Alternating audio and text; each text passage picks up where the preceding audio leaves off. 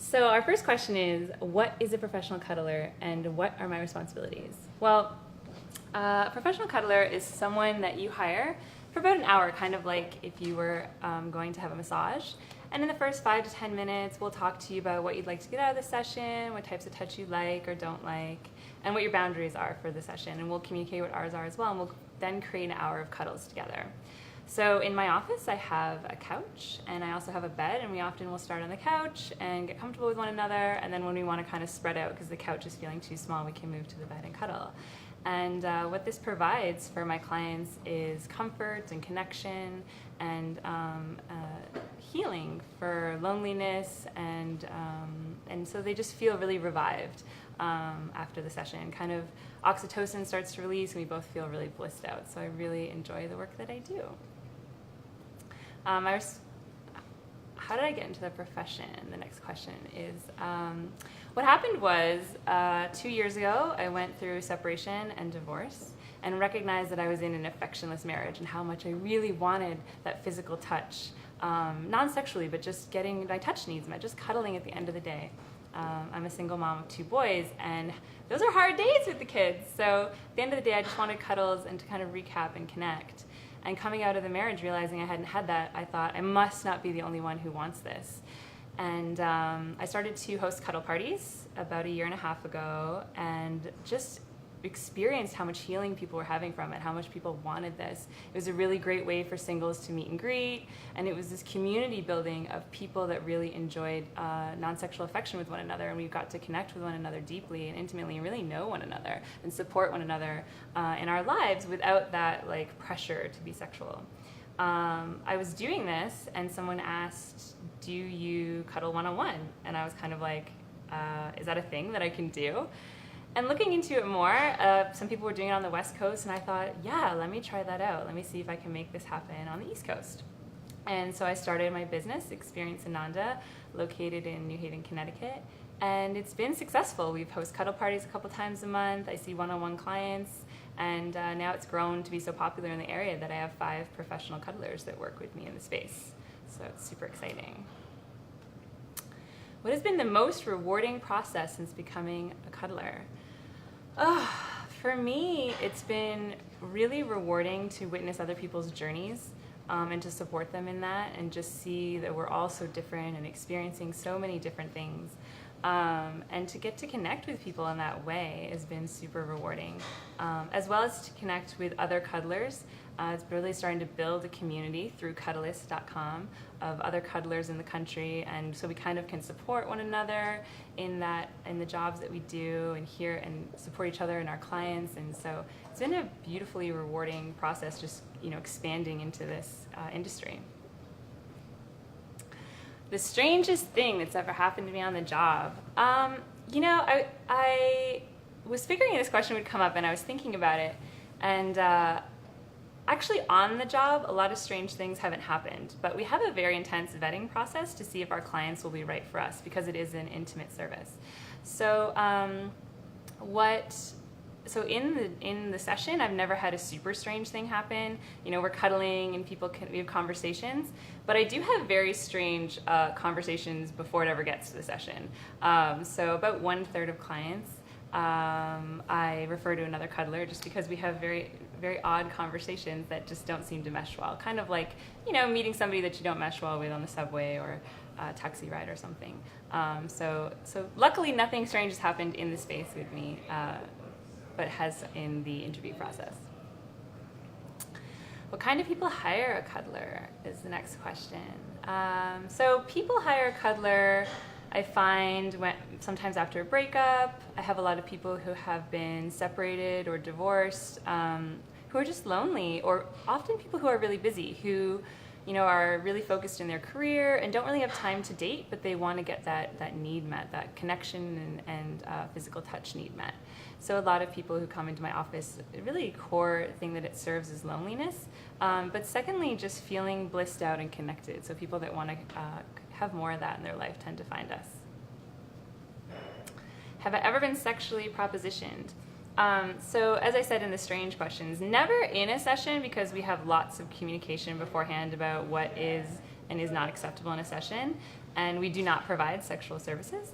So never in a session have I been sexually propositioned, but I have in prior to it ever becoming a session. So if people call me and ask like, what is a session like, and then they want to know like, could it turn into that kind of happy ending thing? And it's a very clear boundary of no.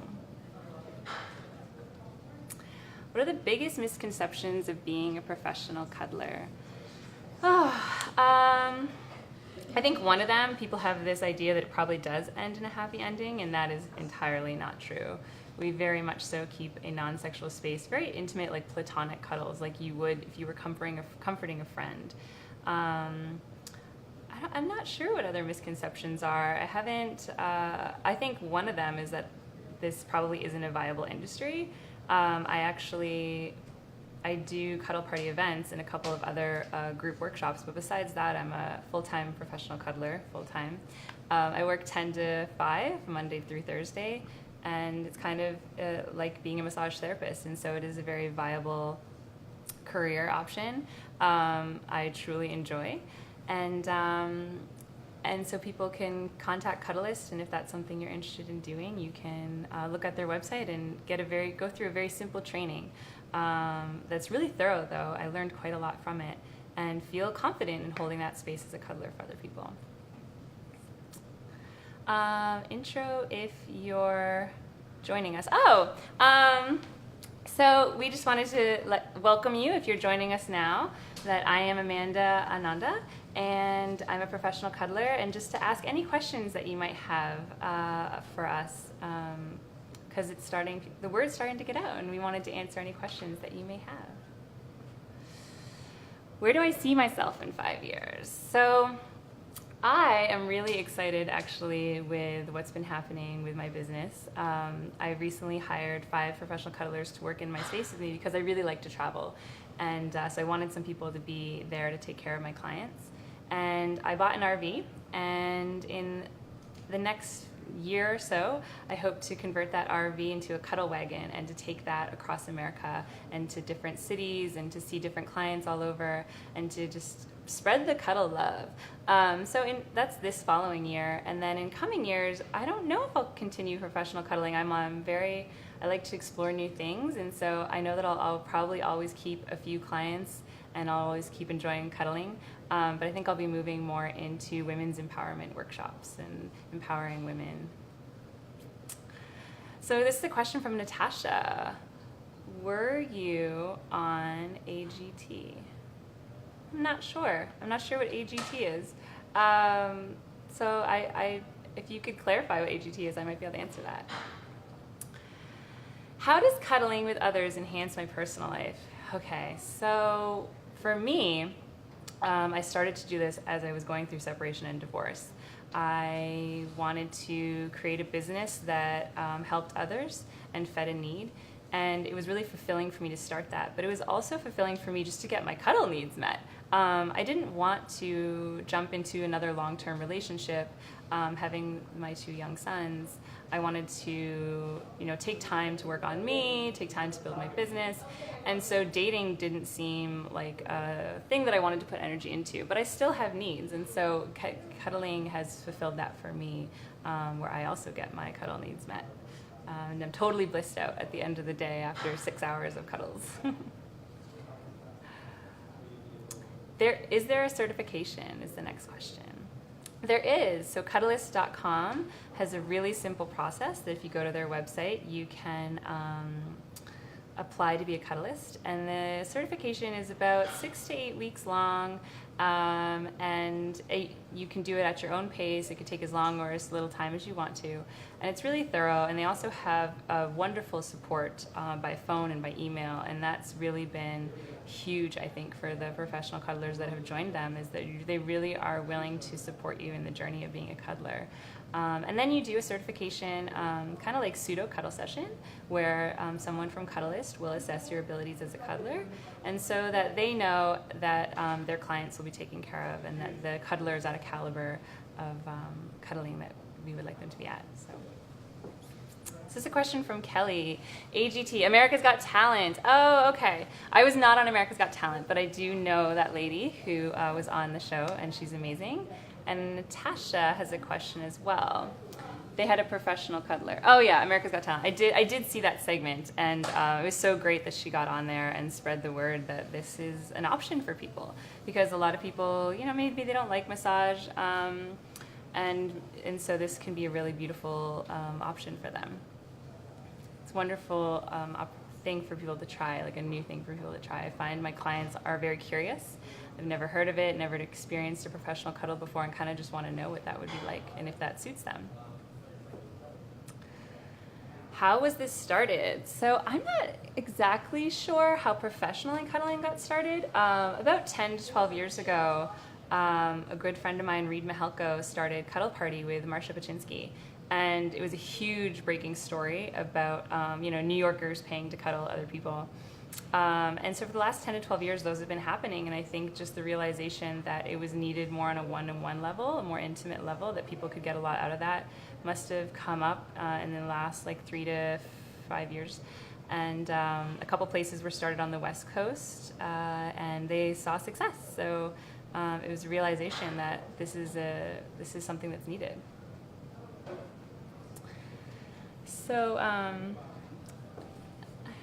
can I demonstrate? Yes. So I was just going to say, I have this wonderful panda bear, and I've been asked to show how I can cuddle some of my clients with the panda bear. So one of the ways that I love to start cuddling in a session is first of all, we just kind of have a conversation about what they like, as I was saying, and what they'd like to get out of it. And then we often, as professional cuddlers, like to ask, how would the client like to be touched? How would they like to have their session? We try to have a client-led session, so it's your hour, and we want to support you in creating what it is that you'd like, within our boundaries. And so oftentimes, my clients will choose to have a hand massage and just some conversation, and when they get more comfortable with us, since we could be strangers, often we'll move into a position like this. So this is my client, and I'll lean back on the end of my couch, and they'll lean back on me, and I can hold them like this, and by sitting like this, I can massage their shoulders or scratch their head. A lot of people like, that petting, and I can, just lightly touch their arms if they like that, and just different ways you can touch people, which I think people are just starting to understand that, you can have a very grounding touch, which is more of a massaging touch, or you can be very light and kind of a watery, airy touch. And so people like different things, and so it's cool to help my clients find out what they enjoy. So Adam's asking, would I recommend Cuddlist.com to friends? Oh, absolutely, and I do all the time, actually. Both as people that I think would be great cuddlers, and for people I think would really enjoy the services. It's just a really blissful experience. You come out just feeling so much more hopeful. I know, many people have had that experience of cuddling with a loved one, and sometimes after that cuddle, you're like, I don't want to get up. Everything is so good right now, and that's kind of how I leave my clients, and it's really an honor to experience that and have them walk out so hopeful and life is gonna be okay. They can get through the rest of this day or the weekend or whatever is ahead for them. So it's really an honor to do that. So I was showing you cuddle positions. So this is one. Another cuddle position that I really enjoy with my clients is Spoonie, both being little spoon and big spoon. So this panda's arms are stuck, so I'm going to spoon the panda.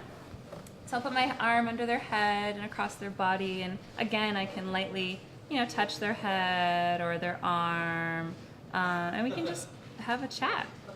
So Raymond's asking, how do you deal with a client that confuses cuddling and romance or sex? That's a great question.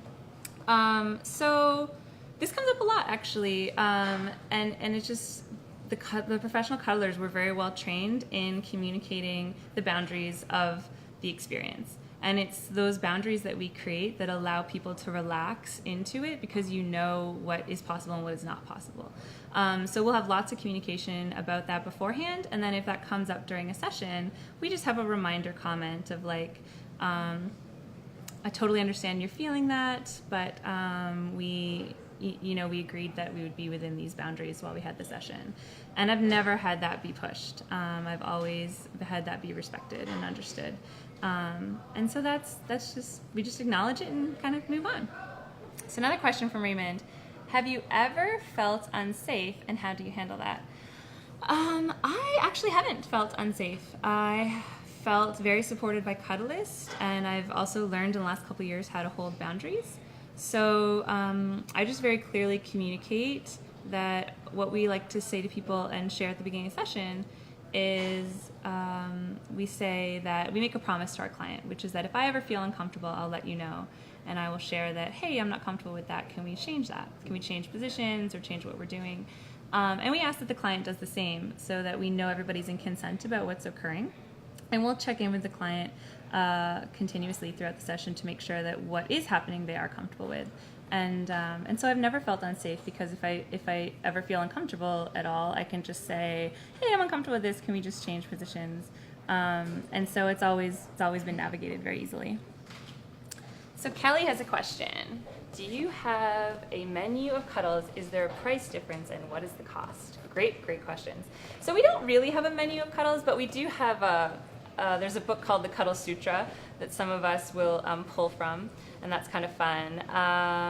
And they do not cost different prices at all. Some people will include Reiki or other healing modalities that they have, but each professional cuddler would let the client know if they had those options and what the price difference would be. But typically a session through Cuddlist.com is $80 an hour. So wonderful question. So I can show you more cuddle positions. So the typical cuddle position that a lot of people enjoy is when my head or the client's head is in like the nook of the shoulder. So we'll rest our head in here and kind of have their arm wrapped around, or my arm, or they can be rested into my shoulder. And this is just a very comforting position that they can really relax into and feel nurtured. So another question is, have you ever felt more than cuddles for a client? No, actually I haven't, surprisingly. I thought that would be an issue going into it, but it hasn't come up at all. I think just getting my cuddle needs met, my desire for romantic connection has lessened, because I'm not trying to get that need met. So I haven't actually experienced that at all. I've enjoyed my clients immensely, but I haven't fallen in love or been infatuated with them. So Gerald asked, do you just cuddle, or can you hang out and talk? Yeah, so what I like to say to my clients is that we don't need to be ninja cuddlers. It's not done in silence. We encourage, what I like to encourage at the beginning of the session, we'll talk, we'll get to know each other, kind of get those jitters out. Sometimes I'll even lead a client through a meditation if I feel like they've come from a really stressful position, maybe they were in traffic or something, trying to get them settled and grounded into like, hey, we're here now and you're safe and it's all good. So typically we'll talk for a little while. Sometimes clients just need to talk and they talk the whole hour. And other times clients will talk for the first third or half of the session, and then they kind of just settle into like, oh, this is yummy, and we kind of just end up kind of drifting off into a floaty space of yumminess. Do you bring cuddles into your personal, intimate relationships? Oh my gosh, yes. Yes, now that I've figured out that one of my love languages is physical touch, it's very, I'm very communicative with my partners that, hey, I love to cuddle, it's a need of mine, and I definitely am always asking for cuddles and affection, and I love to return that. So it's definitely a huge part of my personal relationships, and not just with my romantic relationships, but also in my friendships. I feel so blessed to have created this yummy cuddle monster community in the New England area, and we kind of, whenever we get together as friends and hang out, it's always just great to be able to exchange that touch with each other.